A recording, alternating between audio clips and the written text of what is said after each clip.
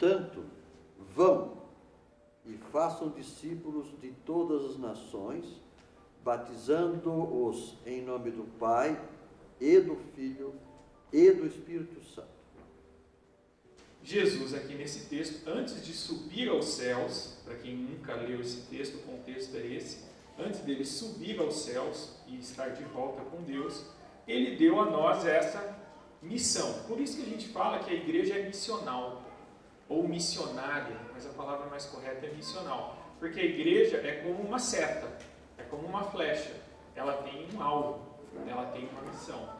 O grande problema da igreja atual é que ela está estacionada, a maioria das igrejas, como um mecanismo de manutenção daqueles membros que já são cristãos.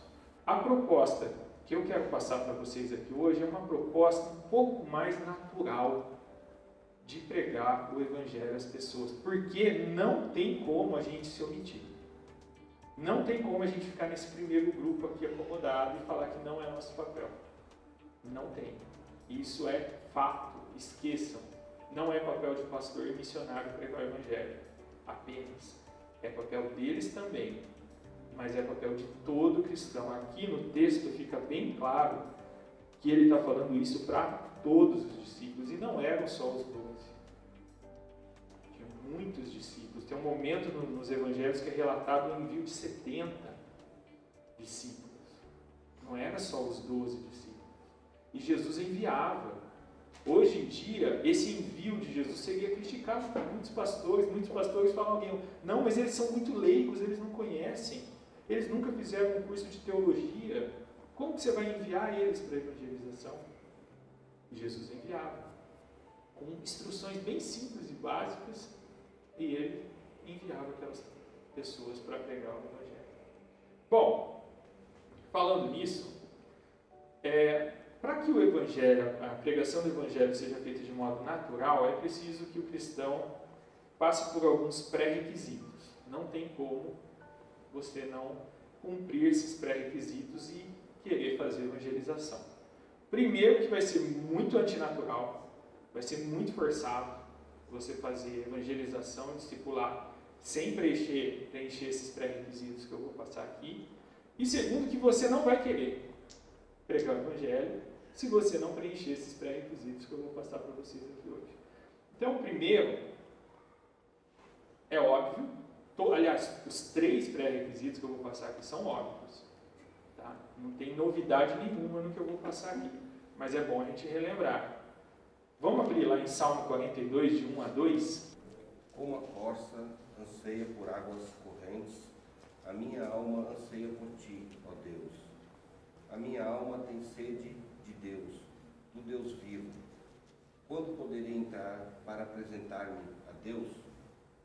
Esse texto é um poema dos coraritas que mostra o anseio de uma alma humana para se relacionar com Deus. A pessoa que escreveu esse salmo, esse poema, essa música, deixou bem claro que existe uma necessidade básica de se relacionar com Deus, de estar em contato com Deus. Como que a gente se relaciona com Deus? Tem uma musiquinha bem básica, ensinada para as crianças, que hoje em dia não se canta mais, que fala assim: leia a Bíblia e faça oração se quiser crescer. Quem não ora e a Bíblia não lê, diminuirá. É básico. Quem anseia por Deus, ora. Quem tem necessidade de Deus na vida cotidiana, quem sente falta da presença de Deus para tomar as decisões, ora, busca Deus, se relaciona com Deus. É uma tarefa fácil? Não é fácil. Não é fácil. Como o Clóvis disse hoje na aula, exige disciplina também. Mas o desejo tem que existir. O desejo tem que existir. Esse vazio na alma que o ser humano tem, a pessoa precisa ter. Então, um dos problemas que a gente enfrenta hoje é que as pessoas esqueceram desse ensino óbvio da palavra de Deus. Como é que você vive uma vida sendo cristão e não se relaciona com Deus, não busca Deus, não depende de Deus no seu trabalho, não depende de Deus para gerir a sua família, não depende de Deus para nada, então você não precisa de Deus. Não tem como fazer evangelização sem carecer de Deus na sua vida. Vários salmos de Davi, ele fala: minha alma anseia por ti. Em momentos bons e em momentos ruins. Quando a coisa está feia, ele clama. Quando a coisa está boa, ele louva e agradece. Relacionamento. Segundo também, óbvio, é conhecer o Evangelho. Nós vivemos uma época onde as pessoas estão extremamente preparadas para combater o Evangelho, com ateísmo e com outras religiões. Se você não conhece o Evangelho de Cristo, não ouse pregar o Evangelho de Cristo. Quanto a você, porém, permaneça nas coisas que aprendeu, e das quais tem convicção, pois você sabe de quem o aprendeu. Porque desde criança você conhece as sagradas letras, que são capazes de torná-lo sábio para a salvação mediante a fé em Cristo Jesus. Muito bem. As sagradas letras.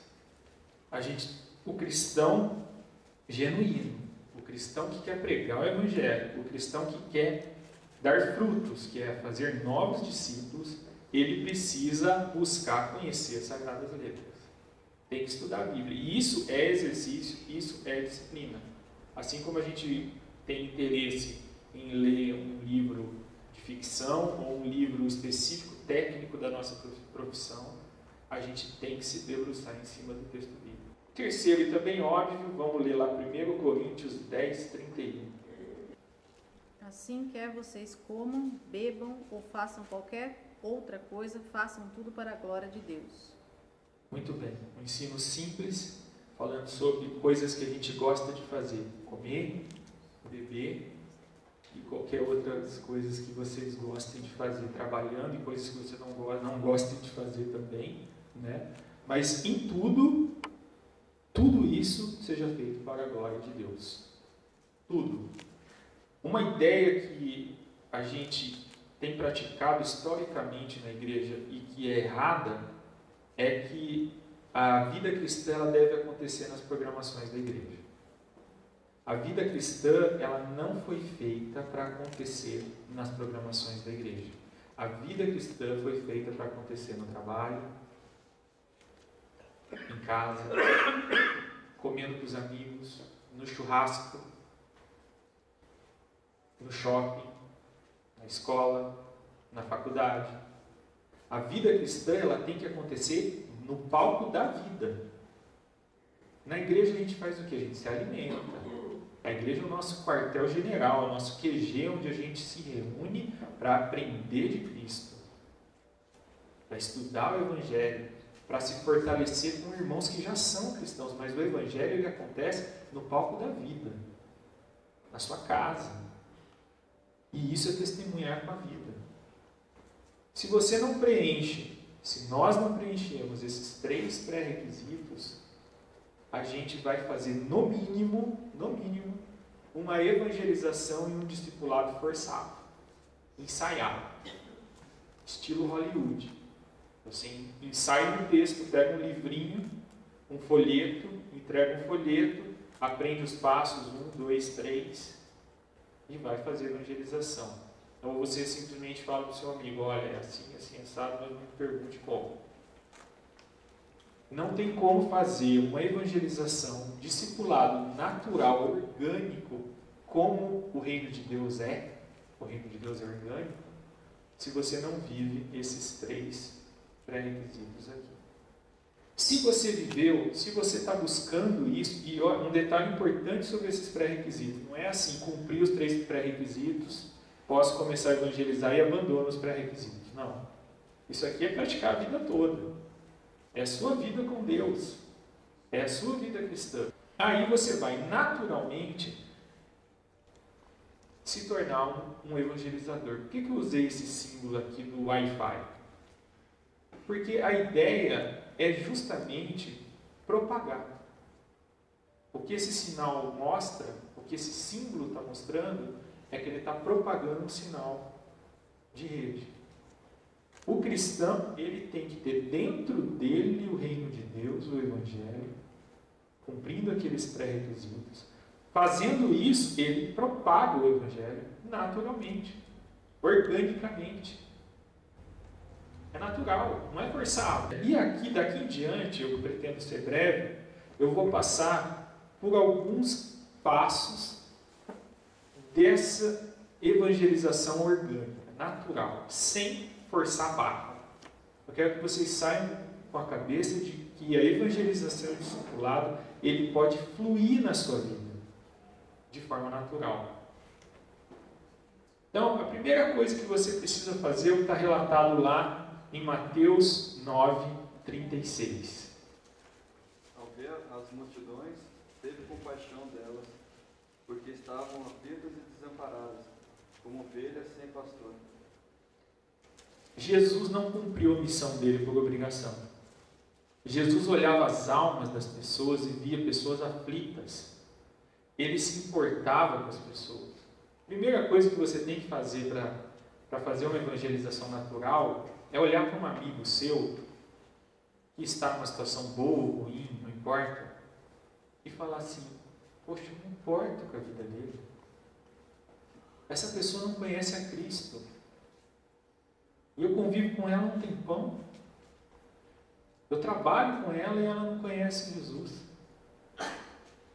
Eu tenho dentro de mim a mensagem mais importante do mundo.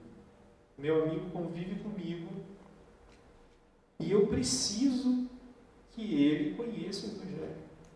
Primeira coisa é se importar com a vida da pessoa. Quando você se importa com a vida da pessoa, que é o que Jesus fazia, Jesus tinha compaixão.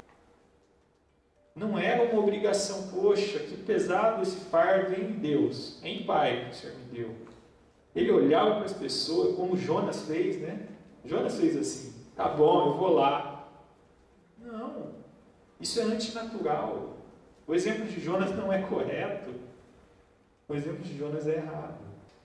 Mas importe-se com algumas pessoas, e as pessoas que você se importar, vão para o passo seguinte. Interceda por essas pessoas. Vamos abrir lá no texto de Colossenses para a gente entender um pouco sobre isso. Colossenses 1:9.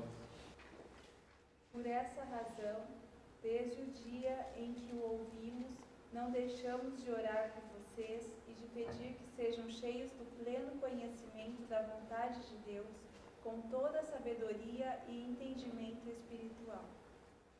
Aqui Paulo está escrevendo uma carta aos Colossenses. Ele está longe, ele já visitou essa igreja, agora ele está longe, e ele diz que não deixa de orar pelos Colossenses, de pedir que eles sejam cheios do Espírito. Então, Paulo se importou com os Colossenses, sentiu compaixão dos Colossenses que não conheciam o Evangelho, e o que ele fez? Intercedeu. A oração de intercessão é uma oração, é uma prática maravilhosa, porque as nossas orações costumam ser extremamente egoístas. Eu quero, eu preciso, eu estou com dificuldade, me ajuda, eu te agradeço pelo que o Senhor fez na minha vida, eu te agradeço pelo meu trabalho, eu te agradeço pela minha família. Mas aí você vai para um passo adiante na oração, que é a oração de intercessão. Eu vou pedir pelo próximo, eu vou pedir pela vida do outro, que eu me importo. E aí você vai para o próximo passo, mais difícil, o passo do relacionamento. Vamos abrir lá nesse texto maravilhoso de Lucas 19, dos 5 ao 6. Quando Jesus chegou àquele lugar, olhou para cima e lhe disse: Zaqueu, desça depressa, eu quero ficar em sua casa hoje. Então ele desceu rapidamente e o recebeu com alegria. É um exemplo prático de Jesus. Um homem que sofria muito preconceito, um homem rejeitado, porque ele era judeu e trabalhava para os romanos, Zaqueu. Ele era judeu e trabalhava, ele era um traidor. Então, para os romanos ele era um prestador de serviço, nada mais que isso. Para os judeus ele era um traidor. E ele subiu na árvore, ele era baixinho, Muita gente conhece as músicas de criança aqui, que fala sobre Zaqueu. Ele subiu na árvore para ver Jesus. E Jesus, o que ele fez? Pidão, enxerido. Eu vou mostrar, eu vou jantar na sua casa. Quem faz isso hoje em dia, gente? Jesus, na boa, eu vou comer na sua casa, rapaz. Não vou esperar você me convidar, não. E o que Zaqueu, como que Zaqueu desceu da árvore? O que ele fez? No 6? Desceu rapidamente e o recebeu com alegria. Imagina um cara rejeitado. Um cara que sofria preconceito, considerado um traidor. Jesus, o Messias, estava jantando na casa dele. E mudou a vida dele um jantar. Tomaram um vinho. Talvez comeram um cordeiro. Um pão ruim lá, sem fermento. Comeram, falaram, conversaram umas coisas importantes. Nem fala muito. É interessante que depois, se você ler o resto do texto, nem fala que Jesus evangelizou, falou do evangelho. Zaqueu, no meio do jantar, falou, não, eu vou vender tudo que eu fiz de errado, eu vou resolver. Só o fato de Jesus falar, eu vou jantar na sua casa, converteu Zaqueu. Então, o cristão que quer pegar o evangelho, ele começa com se importando pela vida de alguém, ele passa para a oração e ele vai na casa da pessoa, vai para o churrasco. A gente adora churrasco. Quem não adora churrasco vai comer uma macarronada, vai numa pizzaria, vai tomar um café, mas tem que se relacionar. O cristão sozinho é uma ilha, não funciona. A gente foi feito para se relacionar e é no relacionamento que a gente vai falar de Cristo de uma maneira natural para as pessoas. E aí a gente vai para um passo mais difícil, um pouco mais profundo do que o simplesmente comer um churrasco na casa de alguém. João 11, do 33 ao 36. Ao ver chorando Maria e os judeus que a acompanhavam, Jesus agitou-se no espírito e perturbou-se. Onde o colocaram? Perguntou ele. Vem e vê, Senhor, responderam eles. Jesus chorou. Então os judeus disseram, vejam como ele o amava. Esse que morreu, que depois Jesus ressuscitou, é Lázaro. Lázaro, Maria e Marta é uma das pessoas que Jesus se convidava na boa. Eu vou lá comer um frango. Tá boa, assa o frango lá, põe água no feijão que eu vou lá. Esse era Jesus. Só que não era só social, não. Quando Lázaro morreu, ele chorou. Ele se envolveu com aquela família. Ele gostava de Marta, ele gostava de Maria, ele gostava de Lázaro. Jesus chorou com eles.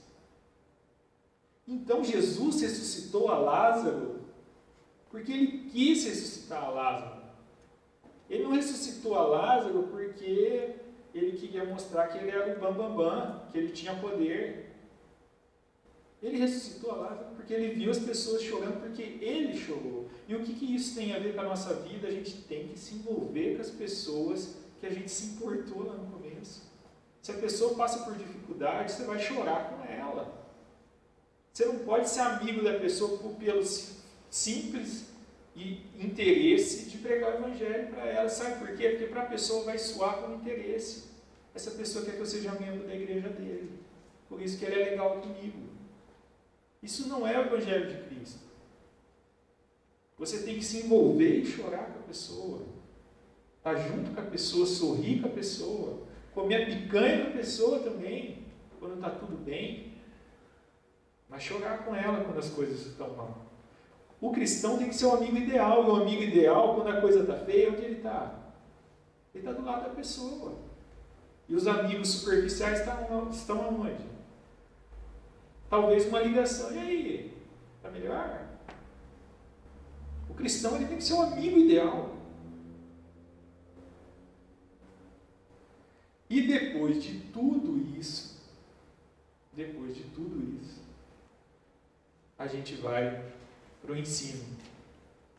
1 Coríntios 9, 16. Contudo, quando prego o Evangelho, não posso me orgulhar, pois me é imposta a necessidade de pregar.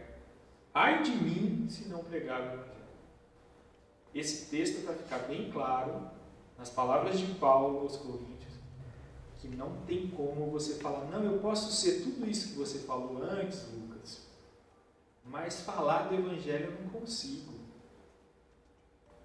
Falar do Evangelho eu não sei, eu tenho vergonha, não dá. Paulo está dizendo aqui aos Coríntios, ai de mim se não pregar o Evangelho. Chega um momento que a sua palavra, a pregação do Evangelho, somado a tudo o que você já fez pela vida dessa pessoa, a oração, o importar-se pela pessoa, o se relacionar com a pessoa, o se envolver com a pessoa, a hora que você prega o Evangelho, a pessoa arregala o olho para você e fala, é isso? É por isso que você é diferente? É por isso que você é diferente dos meus outros amigos e familiares, ou seja, o que for? É por causa do Evangelho, você vai falar, é por causa do Evangelho. E o Evangelho é assim, ó, desse jeito. Não tem desculpa para a gente falar, não, pregar o Evangelho, depois eu levo você na igreja. Não, prega o Evangelho. Pode ser uma coisa muito simples, dá um livro para a pessoa cristã, se você não sabe falar. Dá um livro, olha, isso aqui é a minha fé. Estuda a minha fé. Não discuta a religião. Não discuta a religião. Até porque a gente entende que a fé cristã não é uma religião.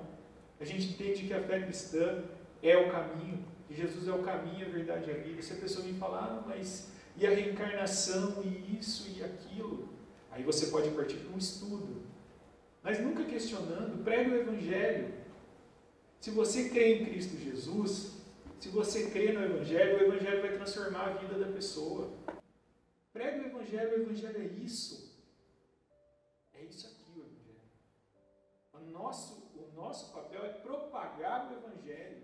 Não tem como eu enfiar o Evangelho goela abaixo da pessoa. Não tem. Você prega o Evangelho. Você passa o Evangelho. Para terminar, tudo em todo tempo. 1 Coríntios 9, está perto agora, do 20 ao 23. Tornei-me judeu pelos judeus, a fim de ganhar os judeus. Para os que estão debaixo da lei, tornei-me como se estivesse sujeito à lei, embora eu mesmo não esteja debaixo da lei, a fim de ganhar os que estão debaixo da lei. Para os que estão sem lei, tornei-me como sem lei, embora eu não esteja livre da lei de Deus, e sim sob a lei de Cristo, a fim de ganhar os que não têm lei. Para com os fracos, tornei-me fraco, para ganhar os fracos. Tornei-me tudo para com todos, para de alguma forma salvar alguns. Olha que texto maravilhoso de Paulo. Ele se tornou tudo para com todos, para salvar alguns apenas.